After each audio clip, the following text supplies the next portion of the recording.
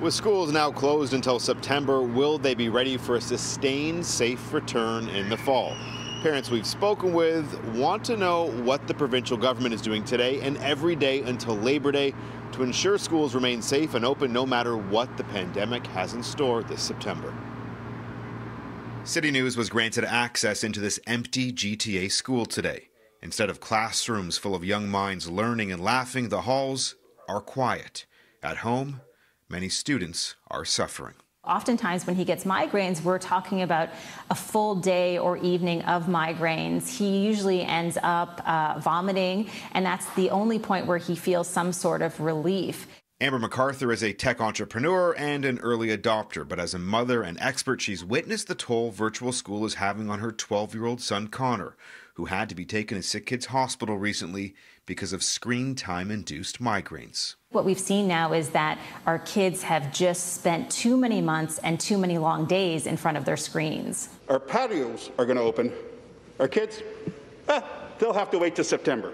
The opposition took their shots at the provincial government at Queen's Park today as the education minister defended his work to reopen schools in September. In ventilation, when it comes to the improvements of the legacy for next year, 95% of schools have improved their ventilation.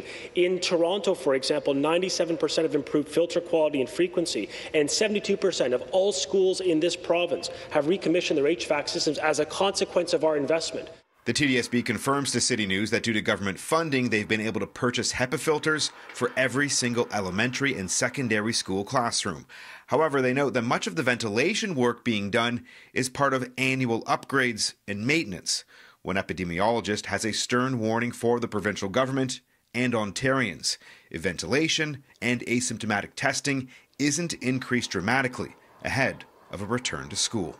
If we continue to ignore testing, and if we continue to just assume that because things are fine in the summer, they will stay fine in the fall, then yes, we could get clobbered in the fall. So it's really up to us. Of the more than 2 million elementary and secondary students in Ontario, the provincial government's previous target was to test 50,000 teachers and students per week, though data pulled from 1 week in March showed that less than 7,000 were taking part in the voluntary program. Parents say the province must learn from the past. I thought it was unacceptable that we didn't have a plan in place for the fall of 2020. So I, along with many parents, will be devastated if we find out that there is no plan in place for 2021 and a return to school in person in September. As of right now, the Toronto District School Board tells CityNews the provincial government hasn't given them any indication that they're going to increase asymptomatic testing this September.